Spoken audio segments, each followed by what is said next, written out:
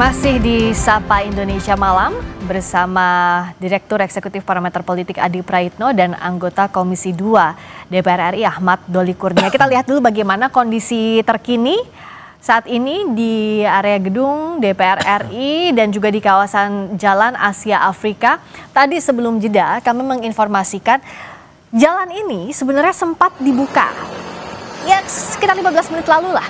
Sempat dibuka dari Jalan Asia Afrika menuju Sudirman maupun sebaliknya karena tadi massa sudah membubarkan diri, sempat ada bakar barang dan juga fasilitas umum di daerah Asia Afrika, tapi sudah sempat dibubarkan dengan kendaraan pengurai massa. Tapi sekitar 5 menit lalu sempat terjadi ricuh kembali. Nah, sekarang kita pantau bagaimana kondisinya. Tampaknya sudah bisa dibuka jalurnya di satu sisi, baru satu sisi saja dari Asia Afrika menuju ke kawasan Sudirman. Di dekat kawasan Senayan ini sudah mulai dibuka, tapi sebaliknya dari Sudirman menuju ke Asia Afrika dan juga ke arah Patal Senayan ini ditutup kembali. Ini adalah gambar terbaru yang diambil oleh jurnalis Kompas TV Jona Hamonangan dan juga Bondan Wicaksono. Kalau ini gambar tadi sebelumnya, pada saat polisi mengurai massa dari Jalan Asia Afrika menuju Sudirman, yang sebelumnya tadi kita lihat sebelum dibuka kembali. Kita bahas lagi. Ini kan sebenarnya tadi sudah dibahas juga, Bung Doli bahkan sudah meminta maaf atas nama kawan-kawan di DPR yang dianggap pernyataannya kontraproduktif. Sekarang kan Bung Doli yang harus diantisipasi pasca ini. Satu, apa yang harus dilakukan secara segera agar ketidaksukaan publik ini bisa mereda setidaknya. Bung Doli, apa sebenarnya sih yang bisa dilakukan dari DPR secara lembaga ataupun juga anggota DPR yang dianggap kontraproduktif? Karena kan kalau kita lihat juga di media sosial, kritikan itu bahkan langsung dilancarkan ke media sosial masing-masing anggota DPR tersebut. Ya, pertama tentu kita teman-teman terutama yang selama ini ya diceritakan ya harus menahan diri menurut saya, ya tidak juga kemudian tetap reaktif menanggapi komentar-komentar yang mungkin banyak sekali yang negatif. Ya terus terang saja sekarang DPR ini termasuk saya komentar masalah apa aja, soal pilkada, soal pemilu, segala macam itu udah ya anggap ya tetap aja mendapat respon yang negatif gitu loh. Tapi ya sudahlah, mungkin itu konsekuensi kita ya sebagai wakil rakyat yang memang ekspektasi masyarakat, publik mungkin juga kepada kami juga tinggi. Begitu tidak sampai mereka marah, kecewa, sikapnya macam-macam, ya sudahlah kita dengan ikhlas gitu. Itu konsekuensi sebagai wakilnya mereka, wakilnya rakyat gitu. Jadi mending kita cooling down ya, tidak usah melanjutkan komentar reaksi yang kita anggap negatif terhadap kita itu satu. Nah yang kedua, alhamdulillah kemarin di pimpinan DPR kan sudah menjelaskan, Pak Dasko menjelaskan bahwa salah satu yang utama dipersoalkan oleh rakyat itu kan soal tunjangan rumah. Nah sudah dijelaskan bahwa itu coba sampai Oktober, ya mudah-mudahan itu juga bisa membuat keredaan situasi itu. Yeah. Nah yang ketiga ya kita tetap fokus bekerja, jangan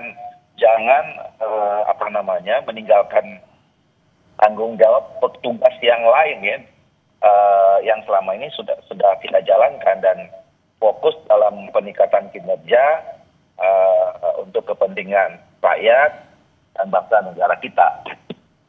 Ya, kalau misalnya tadi seperti yang disampaikan Bung Doli ya, sebenarnya sudah disampaikan apa yang harus dilakukan DPR. Tapi kan Mas Adi juga melihat untuk mengendalikan kemarahan publik dari manapun itu kanalnya tidak mudah. Nah, sekarang siapa yang bisa bergerak untuk meredam ini? Kalau DPR, Wakil Ketua DPR sudah kasih statement soal tunjangan, tapi di sisi lain juga masih ada ketidakpuasan dengan berbagai tuntutan, itu apa yang harus dilakukan agar ini tidak jadi menunggangi unjuk rasa untuk kepentingan lainnya? Yang itu yang harus dibatasi.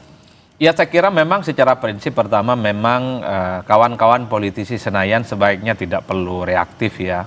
Suara-suara publik di medsos itu kan berisik dan bahkan sangat kasar statement-statementnya. Dan tidak perlu statement-statement kasar itu kan adalah politisi itu mengamplifikasi di medsosnya. Oh, ini nih netizen yang ngomong ngata-ngatain dengan bahasa yang kasar. Saya kira tidak perlu, dan bahkan kalau bisa sih kalau ada suara-suara lantang kayak gitu, tutup mata, tutup kuping, dan nggak perlu direspon sebenarnya. Anggap aja angin lalu. Yang Kecuali penting, kritik yang benar ya. betul, kecuali kritik. yang penting apa yang disampaikan secara substansi itu didiskusikan. Nah yang kedua, kalau kita jujur ya sulit untuk mendeteksi siapa yang sebenarnya melakukan aksi demonstrasi. Seperti yang hari ini masih belum bubar. Kalau dengan buruh enak, kan ada misalnya asosiasi-asosiasi buruh, ada kelompok-kelompok buruh. Kalau yang melakukan protes itu adalah BEM mahasiswa, BEM Nusantara, BEM SI, BEM Jabotabek, BEM Jakarta, enak penetrasinya. Ada sesuatu yang bisa diajak diskusi dan bisa diajak dialog. Tapi kalau demo seperti hari ini terserak, nggak jelas ini nama kelompoknya, tak jelas itu siapa aktor kuncinya, tentu langkah-langkah persuasi semacam ini yang saya kira agak sulit untuk bisa dideteksi. Karena kemarahan-kemarahan yang semacam ini tentu tidak terukur. Oleh karena itu bagi saya memang tugas dari pihak keamanan sebenarnya untuk mendeteksi sebenarnya aktor ataupun siapa yang sebenarnya mendesain protes ini memang sebisa mungkin ajak dialog. Bukankah DPR itu sudah menyambut dengan tangan terbuka? DPR menyatakan bahwa soal tunjangan rumah dinas 50 juta sampai Oktober aja. Sementara setelah November dan seterusnya sudah tak ada lagi. Itu sudah didengarkan aspirasinya. Jadi hal-hal yang sifatnya kontraproduktif, menimbulkan gejolak, seperti merusak fasilitas publik tidak terulang di kemudian hari jikapun ada protes. Oleh karena itu pentingnya melakukan langkah-langkah persuasi kepada kelompok-kelompok yang terus melakukan protes itu menjadi penting. Bagaimana caranya? Mendeteksi. Tanya kepada mereka siapa yang kemudian menjadi aktor yang mendesain aktivitas itu, baru kemudian dicarikan solusinya.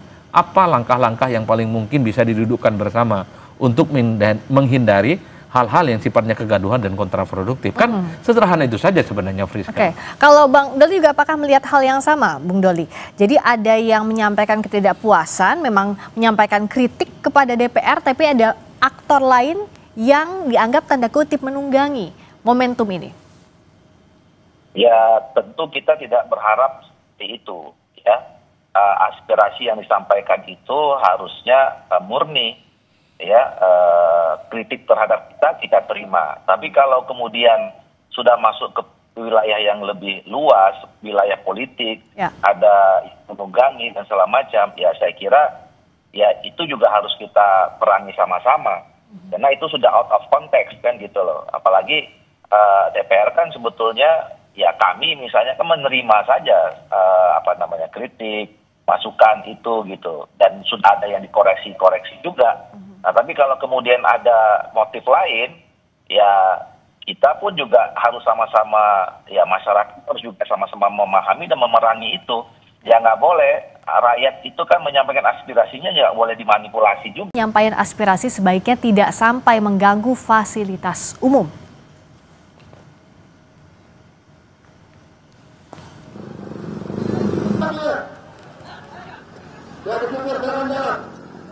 Pertama-tama tentu sekali lagi kami atas nama pemerintah menghormati segala bentuk penyampaian aspirasi. Ya, dalam hal ini kemarin tanggal 25 dan tanggal 28 ya, hari ini menyampaikan aspirasi, tentu kita menghormati. Kalaupun melalui cara penyampaian aspirasi demo itu juga tidak masalah. Yang penting semangatnya kami semua berharap untuk kemudian tidak menimbulkan mengganggu fasilitas-fasilitas umum, itu aja. Jadi kalau dalam kondisi sekarang artinya Mas Adi harus bisa dibedakan ya, mana yang memang menyampaikan kritik, mana yang tadi memanfaatkan situasi. Ya kalau kita mau jujur sebenarnya apa yang dilakukan oleh kawan-kawan aktivis buruh misalnya dari pagi dan siang membubarkan diri itu jelas. Apa tuntutan-tuntutan yang mereka sampaikan secara terbuka di depan DPR ya, dan di berbagai tempat di provinsi. Mereka meminta misalnya supaya outsourcing dihilangkan, supaya mereka itu tidak ada lagi upah-upah yang rendah terhadap buruh. Jelas dan mereka membubarkan diri. Yang agak rumit mendeteksi adalah ketika begitu banyak kelompok-kelompok yang kemudian dia juga melakukan protes dan demonstrasi, nama organisasinya tidak jelas, dan siapa yang kemudian dianggap bertanggung jawab terkait dengan protes yang hingga hari ini masih sedang diupayakan untuk dilakukan pembubaran. Makanya penting langkah-langkah persuasi itu dalam aktivis dan demonstrasi itu dalam konteks karena ada sesuatu yang bisa dinegosiasikan sebenarnya, Friska. Kita sebagai aktivis dulu memang sering dorong-dorongan dengan para aparat. Kalau memang melewati batas jam 6 sore itu kan tidak boleh. Apa yang bisa dinegosiasikan? Kita dipersilakan bubar dengan tertib dan besok turun lagi. Kalau aspirasinya tidak didengarkan, turun lagi. Kalau tidak didengarkan, turun lagi sehingga aspirasi itu didengarkan. Itulah yang saya sebutkan bahwa tidak ada yang disebut dengan instan kun fayakun. Hari ini protes, hari ini menyampaikan aspirasi, kemudian akan didengarkan, itu sulit. Itu sangat sulit. Ini adalah protes yang cukup luar biasa.